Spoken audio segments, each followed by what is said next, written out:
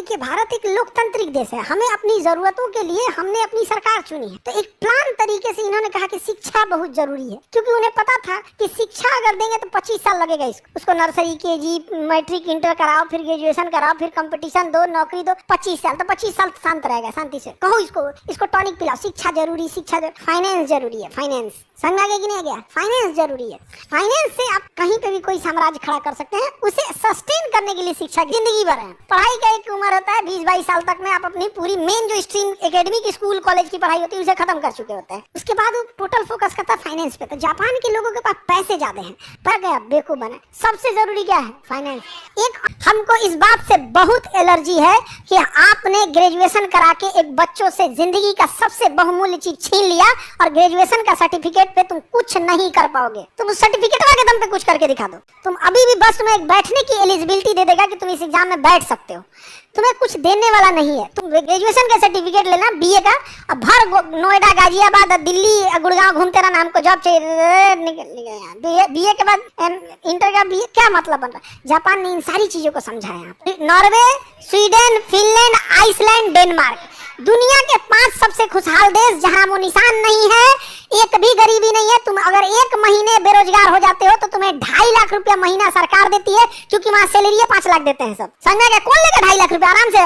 और उन्होंने कहा कि इतना ही नहीं, इतने खुशहाल हैं कि उन्होंने कहा कि हफ्ते में 1 दिन छुट्टी होती है, संडे नहीं 2 दिन दिया जाए, मंडे टू फ्राइडे। तो ये स्कैंडिनेवियाई देश में हफ्ते में 2 दिन। अभी वो लोग कह रहे हैं कि नहीं, हफ्ते में हम 3 दिन छुट्टी देंगे, 4 दिन काम करेंगे। कौन सी फैक्ट्री लगी है वहाँ पे? नहीं लगी है। तो डिग्री और डिग्री देने वाले दोनों में मतलब का नौटंकी करके रखा है। 3 साल का ग्रेजुएशन में 4 साल कर दिया सब। नहीं तो एक रानी बानर मार दिला बीची। एक तो 3 साल में कुछ नहीं हो रहा था, 4 साल कर दिया उसको।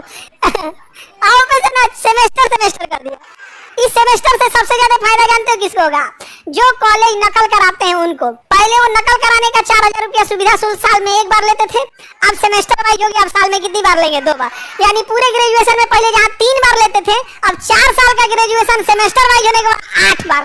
अगर सुविधा शुल्क 2000 भी लेता है एक एग्जाम में पास कराने का, तो पूरे ग्रेजुएशन में 8 दूनी 16, 8 सेमेस्टर है, 16000 रुपया तुम केवल सुविधा शुल्क के नाम पे दे दोगे, क्योंकि तुम्हें नकल करके पास होना है। और इसमें तुम्हारी कोई गलती नहीं है, क्योंकि तुम्हें पता है, तुम समझदार हो, ग्रेजुएशन करने से कुछ नहीं होता है। अपना समय तो बचाए, तुम समझदार हो। कौन जाएगा मरने के लिए कॉलेज में?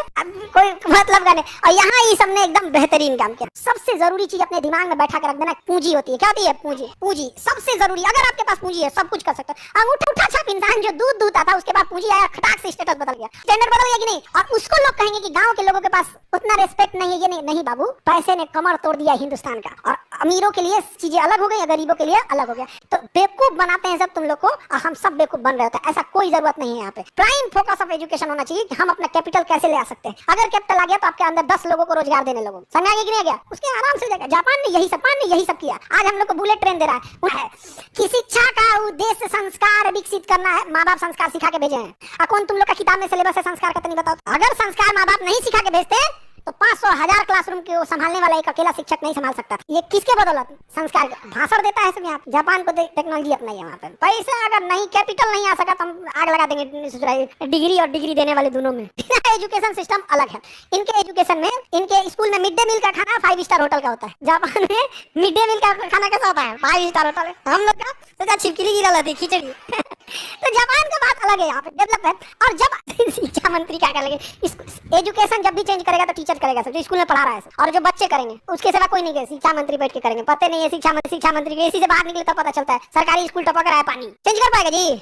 नहीं चेंज कर पाएगा। यहाँ पे शिक्षा मंत्री हमें लगे कि लगना चाहिए तो लगना चाहिए, यहाँ पे खराब लगना चाहिए। हमारा बस एक ही चीज है, पढ़ाई होल्ड करने की क्षमता है। जैसे गाड़ी में क्या होता है? ब्रेक, चाहान पे इंजन पावरफुल रहे ना तो कितना चाहान रहेगा रोक। तो एजुकेशन क्या करता है ना, आपको आपके पास अगर जो साम्राज्य है उसे बचा के रखने में क्षमता देता है। तो क्या तुम्हें पहले साम्राज्य तो दे, बचाएंगे कौन चीजें? हमारा राइफल दे दिया कि निगरानी करो, घर है झोपड़ी, कौन चोरी करेगा यार? कौन करेगा?